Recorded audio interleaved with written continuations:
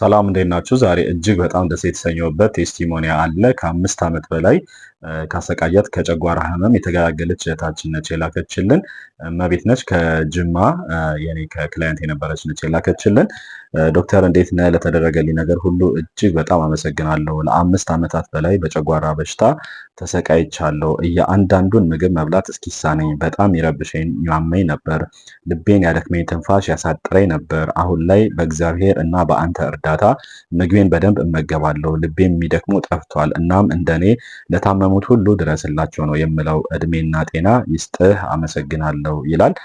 እመቤት እኛ ጋር ስትመጣ ከኔ ጋር ስንገናኝ ከፍተኛ የሚባል የጨጓራ ህመም ነበራት። ኢንዶስኮፒ ላይ እንደምታዩት አንደኛ ኢሮዚቭ ጋስትራይተስ፣ ሚኒማል ገርድ ነበራት ወይም ቃር በተለምዶ የምንለው። ከዚ ውጭ የዶድናል አልሰር ስካር ወይም ደግሞ የአንጀት ቁስለት ነበራት፣ የትንሿ አንጀት።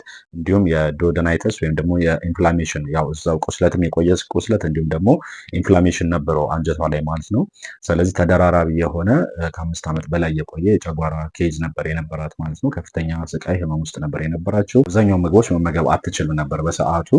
ከኔ ጋር ከተገናኘን በኋላ ያው በፎሎአፕ እንደጀመረች በአጭር ጊዜ ከፍተኛ ለውጥ ነው ያመጣችው። ቀላል አይደለም ስራውም። ሁልጊዜ እንደምንለው እንደዚህ አይነት ኬዞች ሙሉ ለሙሉ ኪውር ለማድረግ ወይም ደግሞ ሂል ለማድረግ ከ3 ወር እስከ 6 ወር ጊዜ ይፈልጋል ማለት ነው። አብዛኛው ሰው ላይ እስከ 6 ወር ጊዜ ይወስዳል ማለት ነው። ነገር ግን የሷ በ3 ወር ውስጥ ከፍተኛ የሚባል ለውጥን አምጥታለች። ከዛ ውጪ እመቤት በጣም እጅግ አስገራሚ ክላይንት የነበረች፣ ምክንያቱም እያንዳንዱን ቀን ምግቦቹን እያንዳንዱ ፎሎአፕ በምትልክልኝ ጊዜ ቀኖችን የጻፈች ሳትሰለች ትጋት ነበር እያንዳንዱን ነገር ፎሎ ስታደርግ የነበረው። ለብዙ ሰዎችም ትምህርት መሆን የምትችል ታካሚ ነች ማለት ነው። ምክንያቱም ኮሚትድ ሆና የአንዳንዱን ቀን 90ውንም ቀን እያንዳንዱ ቀን እየጻፈች በየጊዜው ኮሚኒኬት የምናደርግበት መንገድ አለ።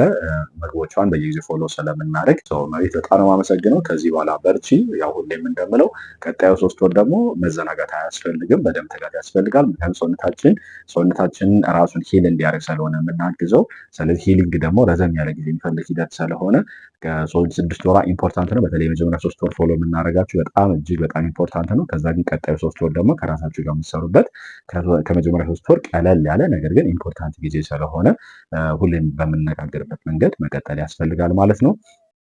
ስላክሽን ቴስቲሞኒ እጅግ በጣም አመሰግናለሁ። ሌሎቻችሁም በጨጓራ ቁስለት፣ በአንጀት ቁስለት፣ በአይቢኤስ፣ በአይቢዲ፣ በሃይፖታይሮይዲዝም፣ በሃይፐርታይሮይዲዝም፣ በሪውማቲድ አርትራይተስ የምትቸገሩ ሰዎች ኮሚኒኬት አድርጉን። ከሀገር ውጭ እና ክፍለ ሀገር ያላችሁ በዚህ ስልክ ቁጥር ዋትሳፕ ላይ በተጽፉልኝ መመልስ ነው መሆነው። በዛ በዋትሳፕ በቴሌግራም ህክምናችሁ መከታተል ትችላላችሁ። አዲስ አበባ ያላችሁ ግን በዚህ ስልክ ቁጥር ደውላችሁ በአካል መምጣትና መጥተው ትችላላችሁ ማለት ነው። ስለዚህ ያገኛችሁን ቴስቲሞኒ ብትልኩልኝ እጅግ በጣም ደስተኛ ነው መሆኑ ማለት ነው።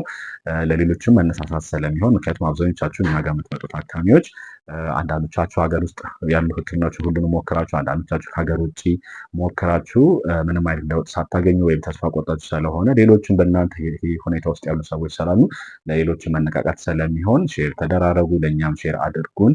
በኦዲዮም በቪዲዮም በጽሁፍም ብትልኩልን እኛ የምናቀርብ ነው የሚሆነው ማለት ነው። እመቤት በጣም ነው የማመሰግነው። በርቺ።